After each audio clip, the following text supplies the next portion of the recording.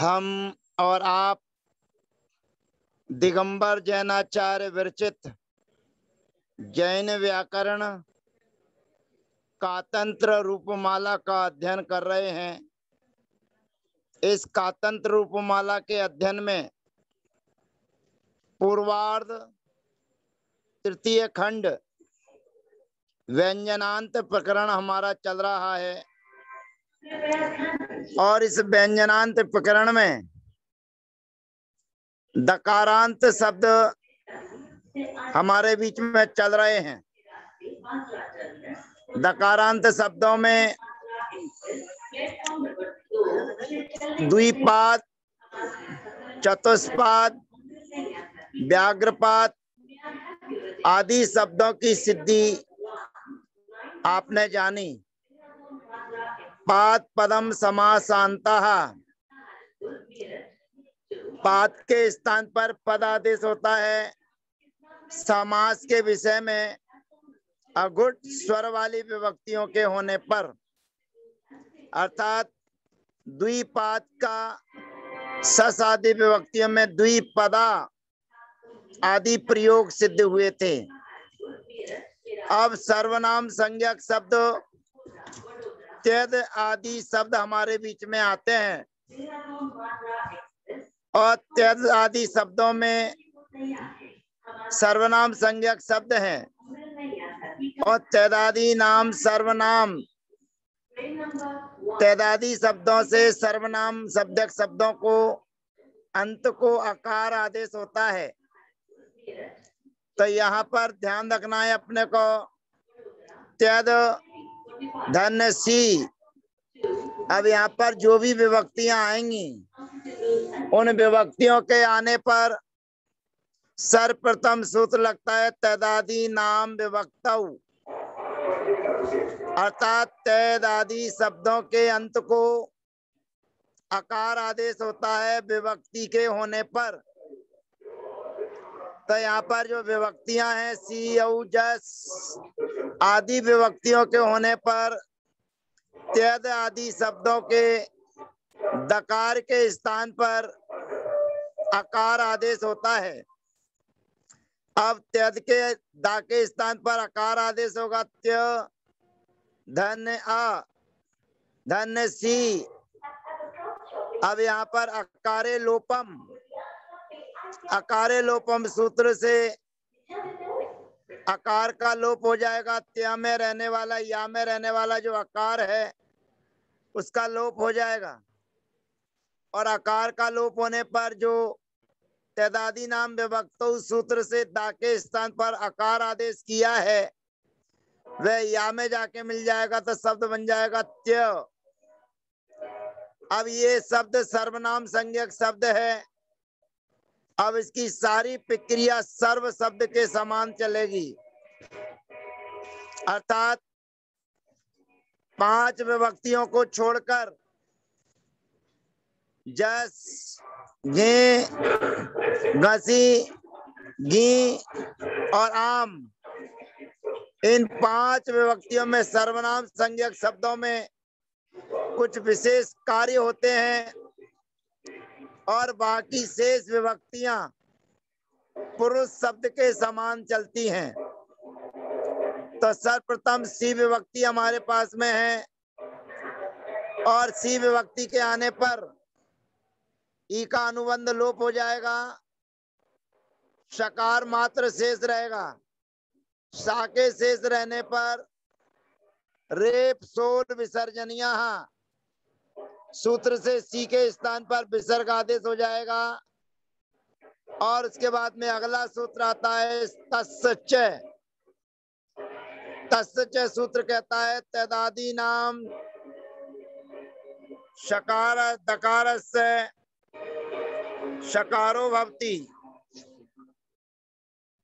तदादि नाम तकार से सकारो भवति सौ विभक्त्यो। तदादि शब्दों के तकार के स्थान पर दंत सकार आदेश होता है केवल सी विभक्ति के होने पर। तो सी विभक्ति के होने पर त्यद आदि शब्दों के तकार के स्थान पर सकार आदेश होगा, तो जो त्यद शब्द था उस त्य के स्थान पर ता के स्थान पर दंत सकार होगा, तो पहला प्रयोग बन जाएगा स्याह। अब औ आदि विभक्तियों में ये कार्य नहीं होगा, तो वहां पर हम पढ़ेंगे तैदादी नाम विभक्तौ। तैद आदि शब्दों के अंत को अकार आदेश होता है और अकारे लोपम से उसके आकार का लोप होकर त्य धन औ, यहाँ पर ओकारे औ औकारे च सूत्र के माध्यम से स्यत्यौ प्रयोग सिद्ध होता है। बहुवचन में जस विभक्ति के आने पर तदादि नाम विभक्तौ और अकारे लोपम सूत्र लगाने के बाद त्य धन जस अर्थात अस। अब यहाँ पर सर्वप्रथम समाना सवर्णे दीर्घी भवती परस्य लोपम सूत्र की प्राप्ति है, फिर अकारे लोपम सूत्र से आकार के लोप की प्राप्ति है, अकारो दीर्घम घोषवती सूत्र से पुनः दीर्घ की प्राप्ति है। ये सभी कार्यों की प्राप्ति होने पर जो निर्णय आता है अन्य परिभाषाओं के माध्यम से, वो निर्णय आता है जस सर्व ई अर्थात सर्वनाम संज्ञक शब्दों के जस के स्थान पर ई आदेश होता है। अब यहाँ पर ये सर्वनाम संज्ञक शब्द है, इसलिए जस के स्थान पर ई आदेश होगा, त्य धन ई। अब यहाँ पर अवर्ण वर्ण ए सूत्र लगेगा तो बन जाएगा ते। संबोधन में भी यहाँ पर रेप सुर विसर्जनिया की जगह यहाँ पर ह्रस्व नदी श्रद्धाभ्या सिरलोपम सूत्र के माध्यम से जो सी विभक्ति है उसका लोप हो जाएगा और तस् च सूत्र लगेगा, तो ता के स्थान पर सा आदेश होकर हे स्याह हे स्या, फिर हे त्यौ हे त्ये, द्विवचन में त्यम त्यौ। अब सस विभक्ति के आने पर यहाँ पर सस के स्थान पर पूर्व को ससी सस च ना, ससी सस च ना सूत्र से जो तय का आकार है तदादि नाम विभक्तो लगा के अकारे लोपम लगा के जो तय का आकार है उस आकार को दीर्घ आदेश होता है, और सस का जो सकार है उसके स्थान पर नकार आदेश होता है, अर्थात त्या धन अन। इस स्थिति में समाना सवर्णे दीर्घी भवती परस्य लोपम का प्रयोग बनेगा त्यान। अब टा विभक्ति के आने पर तृतीया के एक वचन में टा विभक्ति के आने पर यहाँ पर छूत लगेगा तदादि नाम विभक्तौ और अकारे लोपम। ये दोनों सूत्र लगने के बाद में सूत्र लगता है इंटा। टा के स्थान पर इन आदेश होता है और टा के स्थान पर इन आदेश होने पर त्य धन इन। यहाँ पर अवर्ण वर्ण ए सूत्र के माध्यम से आकार के स्थान पर ए और पर का लोप करने पर तेन प्रयोग सिद्ध होता है। त्यद शब्द से भ्याम विभक्ति के आने पर तदादि नाम विभक्तौ और अकारे लोपम लगाने के बाद अगला सूत्र लगता है अकारो दीर्घम घोषवती। अकारो दीर्घम घोषवती से दीर्घ होकर त्याभ्याम। अब विश्व विभक्ति के आने पर विशेष वा, भिस के स्थान पर ऐस आदेश होता है। अब यहाँ भिस के स्थान पर ऐस आदेश होकर एकारे आई ऐकारे च सूत्र से ऐकार आदेश होकर रेप शोर विसर्जनिया से विसर्ग आदेश होकर तेई प्रयोग सिद्ध होता है। चतुर्थी विभक्ति के एक वचन में त्यद धन्य गे, यहाँ पर सर्वप्रथम गेरिया, गेरिया सूत्र की प्राप्ति होने पर अगला सूत्र लगता है गे सर्वनामना स्मयी, अर्थात सर्वनाम संज्ञक शब्दों के गे के स्थान पर गे स्मयी आदेश होता है। ये सभी सूत्र पुराने लग रहे हैं जो आप पूर्व में पढ़ चुके हैं स्वरांत पुल्लिंग शब्दों में। तो यहाँ पर त्यस्मयी प्रयोग सिद्ध होता है। फिर व्याम विभक्ति के आने पर अकारो दीर्घम घोषवती और भ्यस विभक्ति के आने पर त्रुटि बहुत्वे त्वे, अर्थात जो आकार है उस आकार के स्थान पर ए आदेश होता है। अगुण बहुवचन की विभक्तियों के होने पर तो जो ते में रहने वाला आकार था उसके स्थान पर ए आदेश होकर और रेप शोर विसर्जनीय लगाकर तेभ्य। पंचमी विभक्ति के एक वचन में गसी विभक्ति के आने पर तैदादी नाम विभक्तौ सूत्र से दकार के स्थान पर अकार आदेश और अकारे लोपम से आकार का लोप होकर फिर उसके बाद में गसी स्मात, गसी के स्थान पर स्मात आदेश होता है। तो यहाँ बन जाएगा त्यस्मात। फिर उसके बाद में औ भ्याम विभक्ति के आने पर अकारो दीर्घम घोषवती से त्याभ्याम। भ्यस विभक्ति के आने पर धुटी बहुत्वे त्वे और रेप शोर विसर्जनिया, तब बनेगा त्येभ्य। षष्ठी विभक्ति के एक वचन में गस विभक्ति के आने पर सूत्र लगता है गस्य, गस के स्थान पर से आदेश होता है तो त्यस्य। ओस विभक्ति के आने पर ओसीच, अर्थात आकार के स्थान पर ए आदेश होता है ओस विभक्ति के होने पर। तो आकार जो है ते में रहने वाला जो आकार है उसको ए आदेश हो जाएगा और ओ अब ए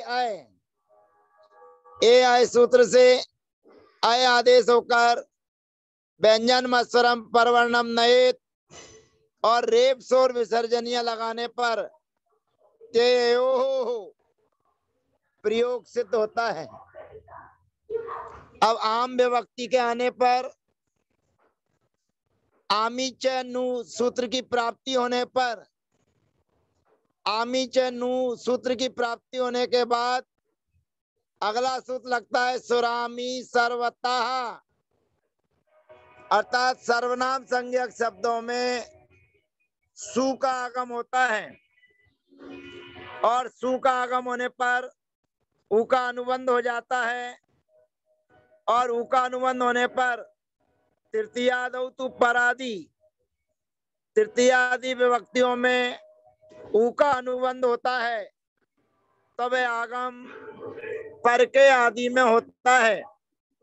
अर्थात आम का अवयव बन जाने पर अब धुटी बहुत्वे त्वे, दुटी बहुत्वे त्वे के सूत्र से जो सु का आगम किया है वह सु का आगम धुट कहलाएगा, और धुट के अंतर्गत होने के कारण यहाँ पर जो तय में रहने वाला आकार है उस आकार को ए आदेश हो जाएगा, ये और साम, फिर नामी कर परा प्रत्यय विकारा गमस्ता शीसम नु विसर्जनीय शांतरोपी सूत्र के माध्यम से जो दंत सकार है उस दंत सकार को मूर्धन्य सकार आदेश होकर ते साम प्रयोग सिद्ध होता है। और सप्तमी के एक वचन में घी विभक्ति के आने पर यहाँ पर घी में से ई बचेगा, योनुबंधो प्रयोगी से गा का अनुबंध हो जाने पर अवर्ण एवर्ण ए सूत्र की प्राप्ति होने पर नी इसमें अर्थात घी के स्थान पर इसमें आदेश होता है, और घी के स्थान पर इसमें आदेश करने पर प्रयोग बनता है त्यस्मिन। ओस विभक्ति के आने पर ओसीचा सूत्र से आकार के स्थान पर ए आदेश, और ए आय सूत्र से आय आदेश होकर व्यंजन मस्वरम परवर्णम नयेत और रेप शोर विसर्जनीय लगाने पर तेओ प्रयोग सिद्ध होता है। सप्तमी विभक्ति के बहुवचन में शुभ विभक्ति के आने पर पाका अनुबंध लोप योनुबंधो प्रयोगी से और त्यदादि नाम विभक्त और अकारे लोपम ये दोनों सूत्र लगाने के बाद त्य धन सु यहाँ पर धुटी बहुत्वे त्वे बहुवचन में धुट विभक्ति के होने पर आकार के स्थान पर ए आदेश होता है, तो आकार के स्थान पर ए आदेश होने पर नामी कर पराह प्रत्यय विकारा गमस्ता सी सम नु विसर्जनीय शांतरोपी सूत्र के माध्यम से जो सुप का सा है उस सुप के सा को मूर्धन्य सकार आदेश करने पर, जैसे अभी सा विभक्ति पे किया था सुट के आगम को किया था, वैसे यहाँ करने पर तिये सु प्रयोग सिद्ध हो जाता है। अब तैदादी शब्द बहुत सारे थे, तैदादी शब्दों की तरह ही एतत् तत् इन शब्दों की सिद्धि जानना चाहिए। एतत् शब्द में भी तकार है और तत् शब्द में भी तकार है। यहाँ पर लोक व्यवहार में तैत शब्द का प्रचलन नहीं है। तैत के स्थान पर तद शब्द का प्रयोग होता है, जिसका प्रयोग सा तौ ते इस प्रकार से प्रयोग सिद्ध होते हैं। तद शब्द का प्रयोग प्रचलित है, तद शब्द का प्रयोग प्रचलित नहीं है। वो तो पहला शब्द त्यद है, इसलिए वहीं से तदादि नाम विभक्तो सूत्र की चर्चा प्रारंभ हो जाती है।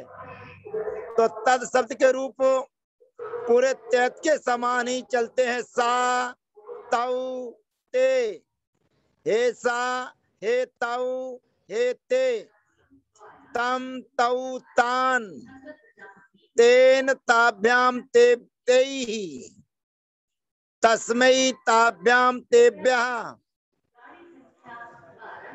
तस्मात् ताभ्याम तेभ्यः, तस् तयोः तेषां, तस्मिन् तयोः तेषु। इस प्रकार से ये प्रयोग सिद्ध होते हैं। इसी प्रकार से एतत् शब्द है और एतत् में तैदादी नाम विभक्तौ और अकारे लोपम लगाने के बाद शी विभक्ति के आने पर जो ता है, एत बचता है, वो तस् च सूत्र में जो ता के स्थान पर दंत सकार आदेश हो जाता है, और दंत सकार आदेश होने पर यहाँ पर सकार के पूर्व ए नामी है, और नामी के होने पर नामी कर परा प्रत्यय विकारा गमस्ता सी सम नु विसर्जनीय शांतरोपी सूत्र के माध्यम से जो सकार है, तालब दंत सकार है, उस दंत सकार के स्थान पर मूर्धन्य सकार आदेश होकर पहला प्रयोग बनता है ऐसा। शेष प्रयोग तद और त्यद के समान ही होते हैं, तो ऐसा, एतौ, एते, हेस, हेतौ, हे एते, फिर एतम, एतौ, एतान, और इसके बाद में एतेन, एताभ्याम, एते ही, एतस्मै, एताभ्याम, एतेभ्यः, एतस्मात्, एतेभ्यताभ्याम, एतेभ्यः, एतस्, एतयोः, एतेषाम्, एतस्मिन्, एतयोः, एतेषु। इस प्रकार से त्यद, तद और एतत् इन तीन शब्दों के प्रयोग आपके बीच में सिद्ध हुए हैं। आगे जो यद आदि शब्द आते हैं, उस यद शब्द के रूप भी इसी प्रकार से चलते हैं, परंतु यद शब्द में तकार नहीं होने के कारण तस् च सूत्र से का उपयोग नहीं होता है, क्योंकि तस् च वहीं लगता है जहां तकार हो। तो यद शब्द में तकार नहीं होने के कारण तस् च सूत्र का प्रयोग नहीं होगा। बाकी सारे के सारे काम पूरे के पूरे लगेंगे। तदादि नाम विभक्तौ इत्यादि सभी प्रवृत्तियां लगने पर यह, यौ, यह, यम, यौ, यान, येन, याभ्याम, ये ही, यस्मै, याभ्याम, येभ्यः, यस्मात्, याभ्याम, येभ्यः, यस, ययो, येषाम्, यस्मिन्, ययोः, येषु, ये प्रयोग सिद्ध होते हैं। तो तदादि नाम विभक्तों में त्यद, तद, एतत् और यत, इन शब्दों के अंत के स्थान पर अकार आदेश होकर अकारे लोपम सूत्र से शब्दों की सिद्धि होती है। अब शेष चर्चाएं अगले सत्र में हम आपके बीच में पुनः अन्य जो सर्वनाम संज्ञक शब्द हैं, उन सर्वनाम संज्ञक शब्दों की सिद्धि करेंगे। तो शेष चर्चाएं अगले सत्र में। तब तक के लिए जय जिनेन्द्र, वंदना, सबका यथायोग अभिवादन।